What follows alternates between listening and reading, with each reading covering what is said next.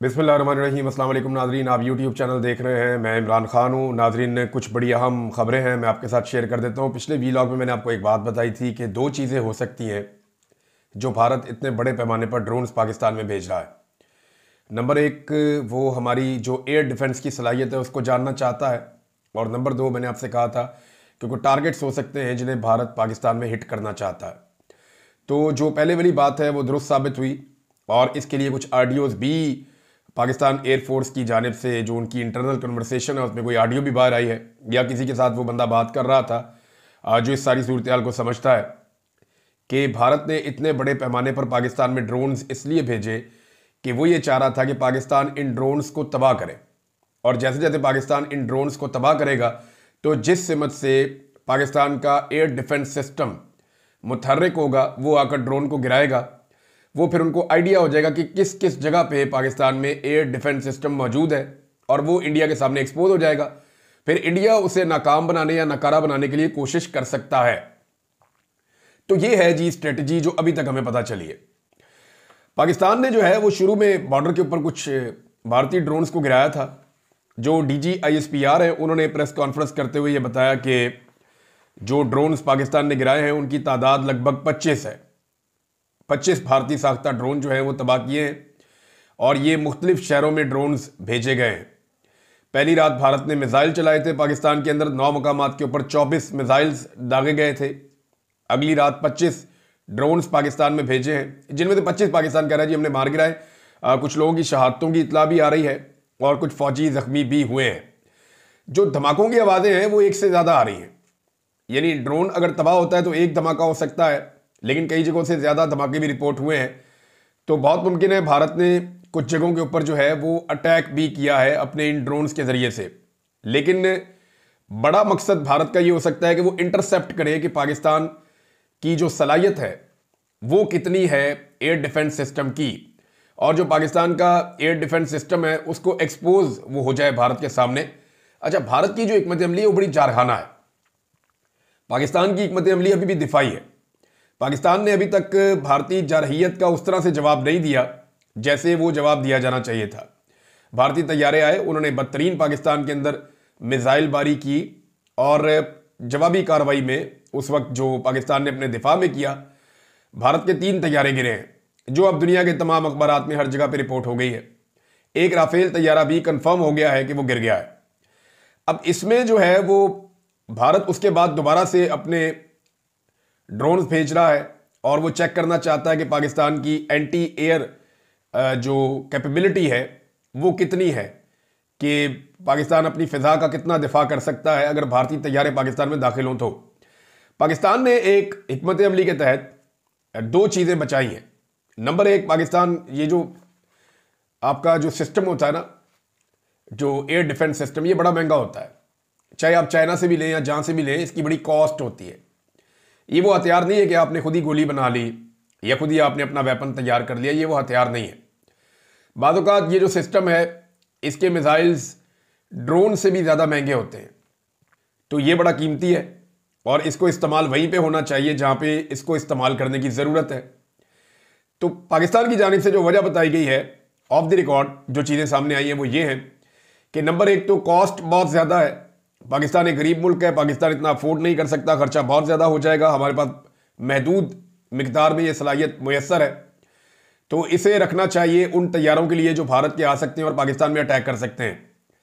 तो ये एक जाल बिछाया गया था भारत की जानिब से। बहुत सारे ड्रोन जो इसराइली साख्ता ड्रोन्स हैं इन्हें पाकिस्तान के अंदर भिजवाया गया, और ये ड्रोन्स हैरत अंगेज तौर पर बॉर्डर पर नहीं गिराए जा सके। यानी इंटरसेप्ट ये हो गए थे, पता चल गया था कि ये ड्रोन्स आ रहे हैं, लेकिन इन्हें मारा नहीं गया, बल्कि इन्हें मारने के लिए छोटे वेपन्स इस्तेमाल किए गए और इन्हें शहरों के अंदर आने दिया गया। अब छोटे वेपन से अगर इनको गिराना था तो इन्हें गिरा दिया जाता बॉर्डर के ऊपर ही, लेकिन शायद उस वक्त इनकी हाइट बहुत ज़्यादा थी, और जब ये बॉर्डर से क्रॉस करके किसी जगह पे भी फौज को मौका मिला कि यहाँ पे इन ड्रोन्स को गिरा दिया जाए तो वहाँ पे गिरा दिया गया। अब इसमें भारत की जानिब से कहा जा रहा है कि पाकिस्तान की जो एयर डिफेंस की सलाहियत है वो कमज़ोर है। पाकिस्तान की जानिब से ये कहा जा रहा है कि नहीं, हम उसे इस्तेमाल नहीं कर रहे क्योंकि हम उसे एक्सपोज नहीं होने देना चाहते। तो ये 2 चीज़ें जो अब तक हमारे सामने आई हैं। जो इंफॉर्मेशन मिनिस्टर है उन्होंने एक और दावा कर दिया असेंबली में खड़े होकर एक तो वजीर दिफा ने भी कहा है, इंफॉर्मेशन मिनिस्टर ने भी कहा है, और सारी हुकूमत अब ये कह रही है कि पाकिस्तान भरपूर जवाब देगा भारत को। भारत को भरपूर जवाब पाकिस्तान को देना चाहिए, देना पड़ेगा। अगर आपने भारत को जवाब नहीं दिया तो आपकी आलमी सतह पर शर्मिंदगी भी हो जाएगी। फिर पाकिस्तानी कौम जो है वो हमेशा के लिए ये बात उठा देगी कि हम इतना बजट खर्च करते हैं और हमारी फौज ने हमें क्या दिया। यानी दुश्मन आया, वो यहां पे मिसाइल गिरा के अपनी कार्रवाई पूरी करके शहरियों को शहीद करके चला गया, अगले दिन वो इतने सारे ड्रोन्स लेकर आ गया और वो हमारे शहरों तक पहुंच गए, तो आपने क्या जवाब दिया। ये अब पाकिस्तानी शहरी जो हैं वो ये सवाल उठाएंगे। ड्रोन्स कहां तक पहुंचे हैं? चोलिस्तान पहुंच गया, अंदाजा करें। ये रावलपिंडी, लाहौर, गुजरावाला, बहावलपुर, चकवाल, मंडी, यजमान और बहुत सारे इलाकों में 25 ड्रोन जो है वो रिपोर्ट हुए हैं जो पाक फौज ने गिराए हैं। जो नहीं गिराए वो रिपोर्ट नहीं हुए। अब हमें कितना नुकसान हुआ या वो कितनी सर्वेलेंस कर पाए, इसके बारे में अभी कोई हमारे पास इतला नहीं है।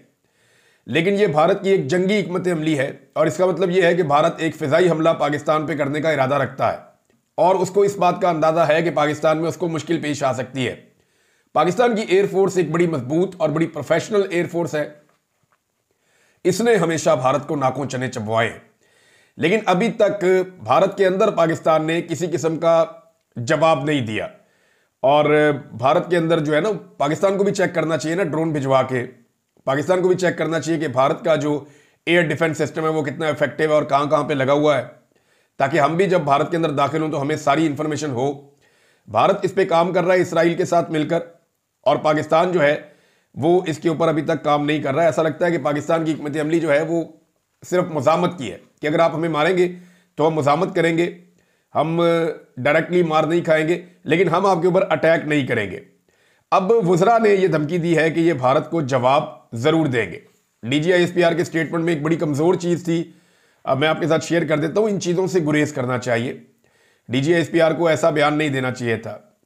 और उन्होंने कहा, और ये रिपोर्ट हुआ एयरवाई के ऊपर से, मैं ये टिकर पढ़ के आपको सुना रहा हूँ, इनका स्क्रीनशॉट मौजूद है कि दुनिया देखे भारत पाकिस्तान के खिलाफ फौजी जारहियत कर रहा है। ये तर्जुमान पाक फौज ने कहा है। देखे, ये काम जो है सिविलियंस का है, बयानिया जो है वो सिविलियंस को बनाने दें और इंटरनेशनली सिविलियंस को डील करने दें। फौज को इन मामलात से, प्रोपेगेंडा वॉर से दूर रखें और फौज को सिर्फ ऑपरेशनल कामों के अंदर एंगेज किया जाए, और उसके हवाले से जो इतलात देनी है वो DGISPR दें, वो बहुत ज़रूरी है। ये कमज़ोर स्टेटमेंट है कि अब दुनिया को शिकायत लगा रहे हैं कि देखें भारत क्या कर रहा है। भाई, भारत जो कर रहा है पूरी दुनिया देख रही है और वो ढिठाई के साथ कर रहा है। इसराइल फ़लस्तीन में जो कर रहा है वो भी पूरी दुनिया देख रही है और वो ढिठाई के साथ कर रहा है। तो जो जारे होता है ना, जिसने हमला किया हुआ होता है, उसको इस बात की फिक्र नहीं होती कि उसका इमेज क्या बनेगा।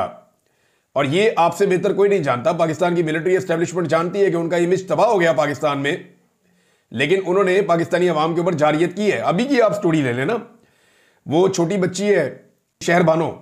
अब शहरबानो जो है उसके घर के ऊपर अटैक कर दिया बहुत बड़े पैमाने पे सिक्योरिटी फोर्सेस ने, सिर्फ इसलिए कि वो सोशल मीडिया पे बात करती है। उसके घर के ऊपर, स्कूल के ऊपर, बाकी जगहों के ऊपर अटैक कर दिया, उसका किचन भी बंद कर दिया, घर भी सील कर दिया, स्कूल भी सील कर दिया और उसकी वालदा को भी उठा कर ले गए। अब वो बच्ची बेचारी बता रही है कि जी मेरी वालदा का क्या कसूर है, इस मुल्क में कानून और इंसाफ है, मेरी मां मुझे वापस करो। तो यहां से आप अंदाजा कर लें कि रियासत की तरजीहात क्या है। रियासत की तरजीहात का आप यहां से भी अंदाजा कर सकते हैं कि जिस वक्त भारतीय ड्रोन पाकिस्तान के अंदर दाखिल हैं तो पाकिस्तान की जो रियासत है वो ये फैसला कर रही है कि इमरान खान साहब का पॉलीग्राफिक टेस्ट करवाया जाए, इमरान खान साहब का फोटोग्राफिक टेस्ट भी करवाया जाए 9 मई के हवाले से जो वाकया हुआ उसको लेकर। ये नाजरीन हमारी तरजीहात हैं। हमारी फूड स्ट्रीट के अंदर आके भारतीय ड्रोन गिर रहा है और हमारी जो तरजीहात हैं वो ये है कि जनाब पाकिस्तान तरीके इंसाफ को कुचलना है और दिन रात सिर्फ इमरान खान को और पाकिस्तान तरीके इंसाफ को दीवार के साथ लगाना है। देखें, ये एक मुख्तसर लड़ाई हो सकती है भारत के साथ पाकिस्तान की। इसके बारे में दो हमारे पास जो है वो अलग अलग किस्म की मिथ हैं। एक ये है कि वाकई में पाकिस्तान और भारत के अंदर कोई बड़ा मार्का हो सकता है। भारत का राफेल तैयारा गिरने के बाद उन्हें काफ़ी तकलीफ है और वो पाकिस्तान के ऊपर एक बड़ा हमला करने का प्लान कर रहा है। मुमकिन है दोनों मुल्क एक फुल फ्लेज जंग में चले जाएं तो पूरा पाकिस्तान तो खड़ा होगा अपनी फोर्सेस के साथ, हम सारे अपनी फोर्सेस के साथ खड़े होंगे। लेकिन ये अर्दली हुकूमत ने जो बुज़दिली दिखाई है और ये जो मिलिट्री एस्टेब्लिशमेंट ने बार बार रिस्ट्रेंट का मुजाहरा किया कि जनाब हम तहम्मुल का मुजाहरा कर रहे हैं, ये गैर ज़रूरी है। दुश्मन को आप जहां मौका मिलता है वहां भरपूर जवाब देते हैं। ये कि हमने उनके तैयारे नहीं गिराए, हमने उनका नुकसान नहीं किया, हम नुकसान करना नहीं चाहते, तो ये सारी चीज़ें गैर ज़रूरी हो जाती हैं जंग के हालात में। एक तो ये ऑप्शन है कि खुदा न खास्ता पाकिस्तान और इंडिया एक बड़ी जंग के अंदर जा रहे हैं, जिसकी तरफ हालात बढ़ते हुए शायद दिखाई भी दे रहे हैं। दूसरी जानिब कुछ लोग इस बात के खदशे का इजहार कर रहे हैं कि ये एक नूरा कुश्ती है मोदी की और नवाज शरीफ की, और ये दोनों एक दूसरे की अवाम में कबूलियत के लिए इसके लिए काम कर रहे हैं।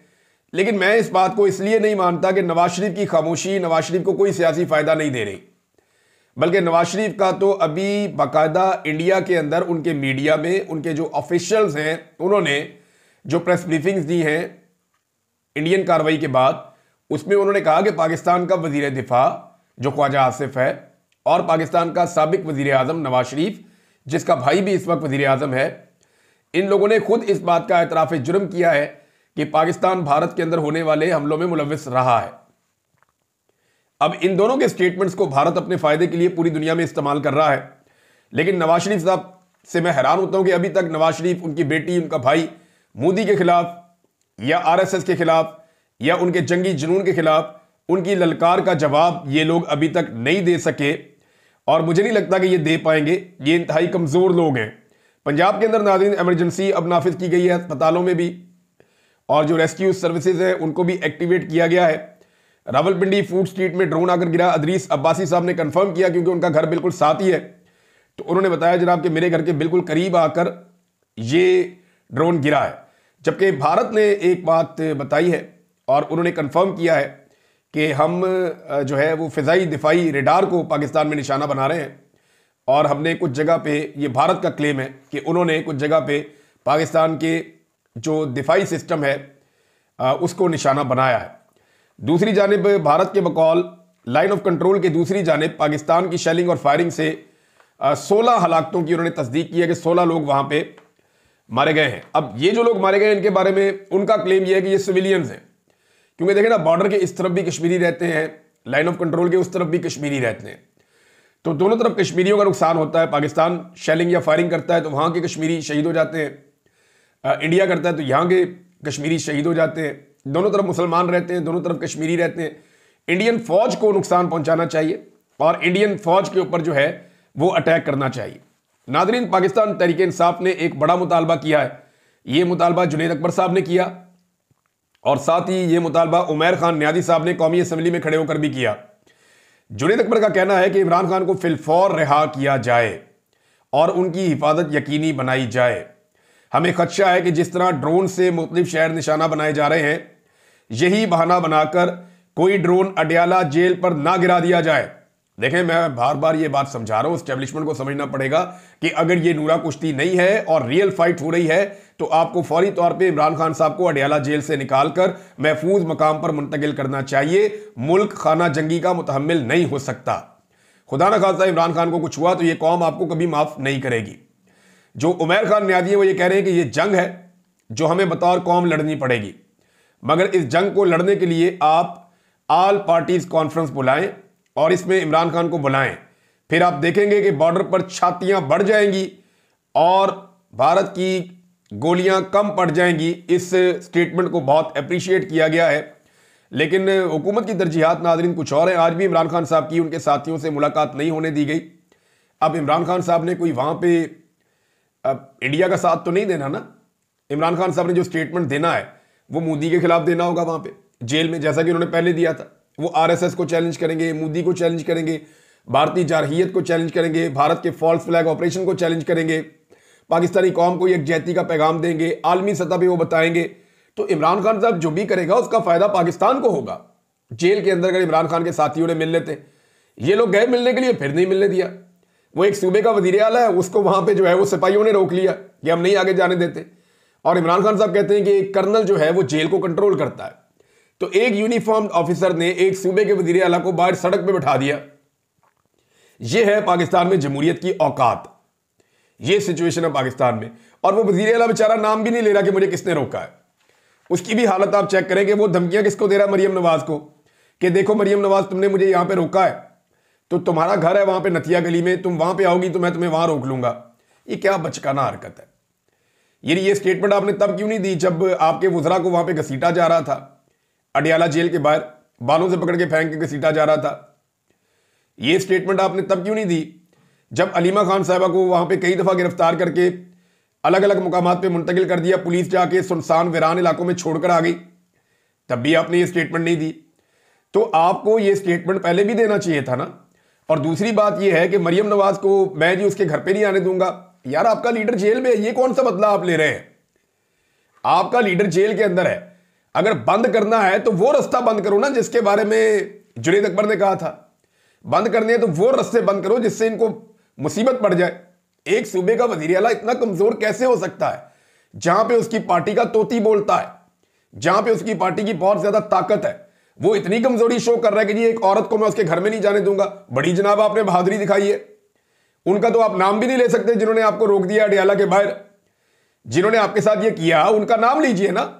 वो एक खातून वजीर आला के ऊपर आप डाल रहे हैं कि तुम्हारी जुर्रत है, अपने घर आकर दिखाओ, अगर आ गई तो मैं समझूंगा तुम बड़ी तगड़ी हो। और भाई वो आ भी जाएगी। अली अमीन गंडापुर साहब जितने उसके ताल्लुकात है ना एस्टेब्लिशमेंट के साथ, आपकी अपनी पुलिस प्रोटोकॉल में उसको लेकर जाएगी और ले जाके उसको उस घर में छोड़ आएगी। फिर आप बैठ के वहां पे जो है ना वो अपना सर खुजलते रहिएगा। ये इस तरह के चैलेंजेस आप ना करें जो आप पूरे नहीं कर सकते।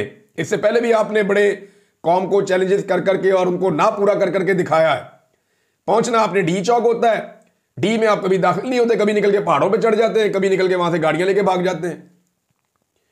तो आपने अभी तक हौसला नहीं दिखाया, हिम्मत नहीं दिखाई अली अमीन गंडापुर साहब। और ये जो अभी आपने किया ये नामुनासिब है।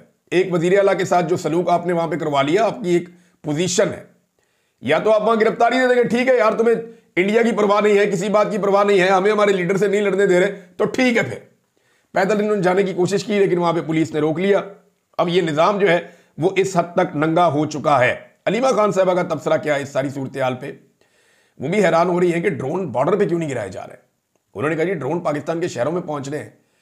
और ये एक मोदी और नवाज शरीफ की उन्होंने कहा नूरा कुश्ती है और इसके नताइज दो होंगे। मोदी को मौका मिल जाएगा कश्मीरियों के ऊपर हमला करने का, जबर और जुल्म करने का, जबकि यहां पे नवाज शरीफ को और एस्टेब्लिशमेंट को मौका मिल जाएगा कि वो पाकिस्तान तरीके इंसाफ के ऊपर मजीद सख्तियां बढ़ा दें और इमरान खान साहब के जो मुकदमात हैं या केसेस हैं उनको डिले कर दें। तो नाज़रीन, कौमी यकजहती का आलम तो ये है कि आपका इंफॉर्मेशन मिनिस्टर जो है वो जब खिताब कर रहा था या तकरीर कर रहा था कौमी असम्बली में, तो कौमी असम्बली तकरीबन खाली पड़ी हुई थी। ये है इस वक्त जब लीडरलेस होती है ना कौम, जब लीडर नहीं होता कौम के पास, जब ऐसे अर्दली ला के बुजदली दिखाने वाले अर्दली ला के बैठा दिए जाते हैं, तो फिर यही होता है। कौम खड़ी नहीं होती, लोग खड़े नहीं होते, लोगों के अंदर जज्बा और जोश नहीं होता, लोग उस तरीके से सामने नहीं आते। लोग एक ही मुतालबा कर रहे हैं कि बेईमानी ज्यादती बंद करो। ये जो फॉर्म 47 के ऊपर जाली हुकूमत बनाई गई है, अवाम का मैंडेट छीन कर, ये मैंडेट अवाम का अवाम को वापस किया जाए। जिस शख्स को जेल में जाली मुकदमात में बंद किया है उससे जाकर माफी मांगे और उससे कहें कि कौमी यकजहती के लिए अपना किरदार अदा करें। इस मौके पर वो आपको माफ कर देगा। लेकिन आप हर मौका ज़ाया कर देते हैं। अगर ये मौका आपने ज़ाया कर दिया तो पता नहीं आपको दोबारा कभी मौका मिलेगा या नहीं मिलेगा। अगर तो ये नूरा कुश्ती नहीं है और ये वॉर बटन से नहीं खेल रहे कि हमने ऑन कर दिया तुम माफ कर दो, तुमने ऑन कर दिया हम ऑफ कर देते हैं, तो ये अगर वॉर बटन से नहीं खेल रहे तो फिर तो इन्हें इमरान खान के पास जाना ही पड़ेगा। अगर रियल जंग की सूरत हाल है तो फिर इस कौम को आर्मी चीफ और बहुत सारे हथियारों से ज्यादा इमरान खान की जरूरत है। याद रखिएगा, लीडर्स और कौमें मिलकर जंग जीतती हैं, फौजें और हथियार जो है वो सानवी हैसियत रखते हैं। अब तक के लिए इतनी, अपना ख्याल रखिएगा, अपने चैनल का भी। अल्लाह हाफिज।